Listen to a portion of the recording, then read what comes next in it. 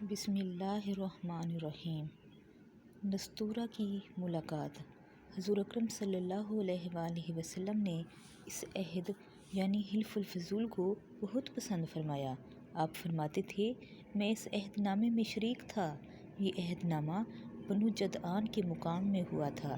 اگر کوئی مجھ سے کہے کہ اس عہد نامے سے دستبردار ہو جائیں اور اس کے بدلے میں 100 اونٹ لے لیں تو میں نہیں لوں گا۔ اس عہد نامے کے نام پر اگر کوئی آج بھی مجھے آواز دے تو میں کہوں گا میں حاضر ہوں۔ آپ کے اس ارشاد کا مطلب یہ تھا کہ اگر آج بھی کوئی مظلوم یہ کہہ کر آواز دے کہ اے حلف الفضول والو، تو میں اس کی فریاد کو ضرور پہنچوں گا، کیونکہ اسلام تو آیا ہی اس لیے ہے کہ سچائی کا نام بلند کرے اور مظلوم کی مدد اور حمایت کرے۔ یہ حلف الفضول بعد میں بھی جاری رہا۔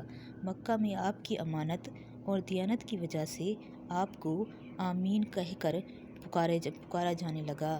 آپ کا یہ لقب بہت مشہور ہو گیا تھا۔ لوگ آپ کو آمین کے علاوہ اور کسی نام سے نہیں پکارتے تھے۔ انہی دنوں ابو طالب نے آپ سے کہا، اے بھتیجے، میں ایک بہت غریب آدمی ہوں اور قحط سالی کی وجہ سے اور زیادہ سخت حالات کا سامنا ہے۔ کافی عرصے سے خشک سالی کا دور چل رہا ہے۔ کوئی ایسا ذریعہ نہیں کہ اپنا کام چلا سکیں، اور نہ ہی ہماری کوئی تجارت ہے کہ ایک تجارتی قافلہ شام جانے والا ہے۔ اس میں قریش کے لوگ شامل ہیں۔ قریش کی ایک خاتون ختیجہ بنت خویلد شام کی طرف اپنا تجارتی سامان بھیجا کرتی ہیں۔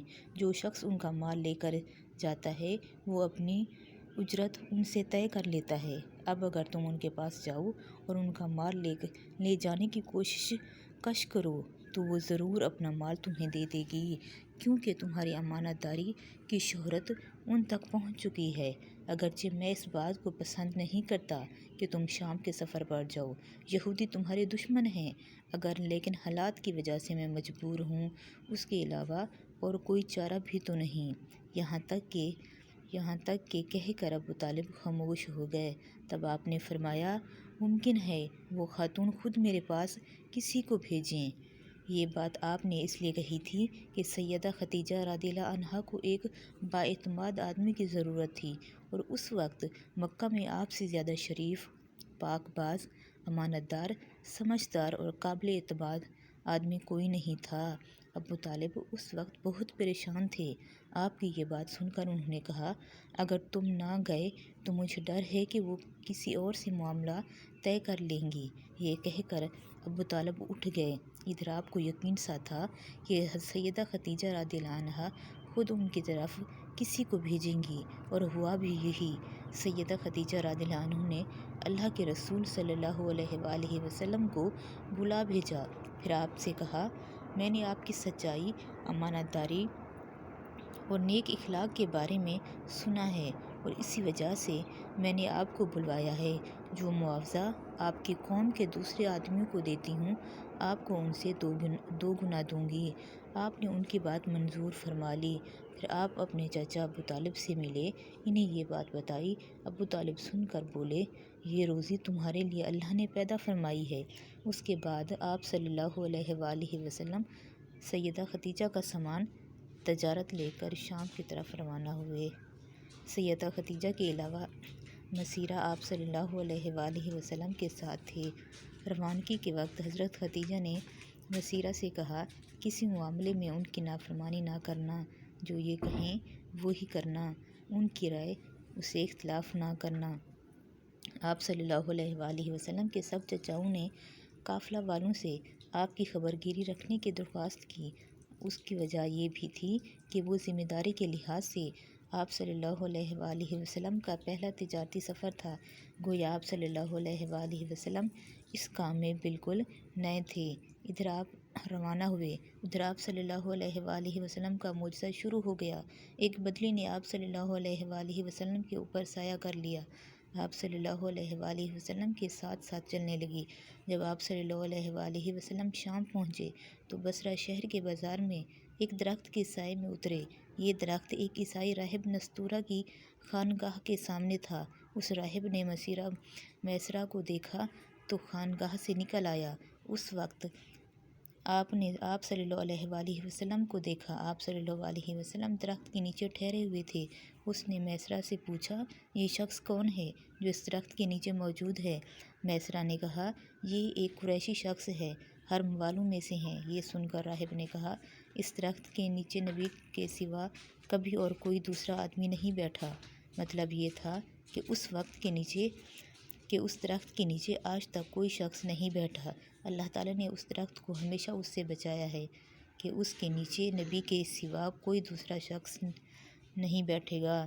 اس کے بعد اس نے میسرہ سے پوچھا، کیا ان کی آنکھیں سرخ ہیں؟ میسرہ نے جواب دیا، ہاں بالکل ہے، اور یہ سرخی ان کی آنکھوں میں مستقل رہتی ہے۔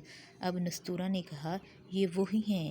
میسرہ نے حیران ہو کر اس کی طرف دیکھا اور بولے، کیا مطلب یہ وہی ہیں؟ کون وہی؟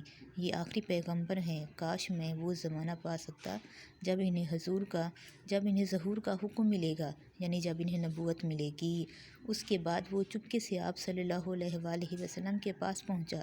پہلے تو اس نے آپ صلی اللہ علیہ وآلہ وسلم کے سر کو بوسہ دیا، پھر آپ صلی اللہ علیہ وآلہ وسلم کے قدموں کو بوسہ دیا اور بولا، میں آپ صلی اللہ علیہ وآلہ وسلم پر ایمان لاتا ہوں اور گواہی دیتا ہوں کہ آپ صلی اللہ علیہ وآلہ وسلم وہی ہیں جن کا ذکر اللہ تعالیٰ نے تورات میں فرمایا ہے۔ اس کے بعد نستورہ نے کہا، اے محمد صلی اللہ علیہ وآلہ وسلم، میں نے آپ صلی اللہ علیہ وآلہ وسلم میں وہ تمام نشانیاں دیکھ لی ہیں جو پرانی کتابوں میں آپ صلی اللہ علیہ وآلہ وسلم کی نبوت کی علامتوں کے طور پر درج ہیں۔ صرف ایک نشانی باقی ہے، اس لیے کہ آپ صلی اللہ علیہ وآلہ وسلم ذرا اپنے کندھے سے کپڑا ہٹائیں۔ آپ صلی اللہ علیہ وسلم نے اپنا شانہ مبارک سے کپڑا ہٹا دیا۔ تب نستورہ نے وہاں مہر نبوت کو جگمگاتے دیکھا۔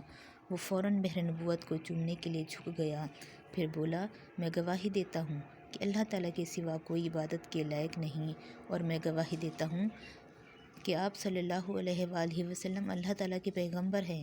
آپ صلی اللہ علیہ وسلم کے بارے میں حضرت عیسیٰ ابن مریم علیہ السلام نے خوشخبری دی تھی اور انہوں نے کہا تھا، میرے بعد اس درخت کے نیچے کوئی نہیں بیٹھے گا سوائے اس پیغمبر کے جو امی یعنی ان پڑھ ہاشمی عربی اور مکی یعنی مکہ کے رہنے والے ہوں گے، قیامت میں حوض کوثر اور شفاعت والے ہوں گے۔ اس واقعے کے بعد آپ صلی اللہ علیہ وآلہ وسلم بصرہ کے بازار تشریف لے گئے۔ وہاں آپ صلی اللہ علیہ وآلہ وسلم نے مال فروخت کیا جو ساتھ لائے تھے اور کچھ چیزیں خریدیں۔ اس خرید و فروخت کے دوران ایک شخص نے آپ صلی اللہ علیہ وآلہ وسلم سے کچھ جھگڑا کیا اور بولا، لات اور عزیٰ کی قسم کھاؤ۔ آپ صلی اللہ علیہ وآلہ وسلم نے فرمایا، میں نے ان بتوں کے نام پر کبھی قسم نہیں کھائی۔ آپ صلی اللہ علیہ وآلہ وسلم کا یہ جملہ سن کر وہ شخص چونک اٹھا۔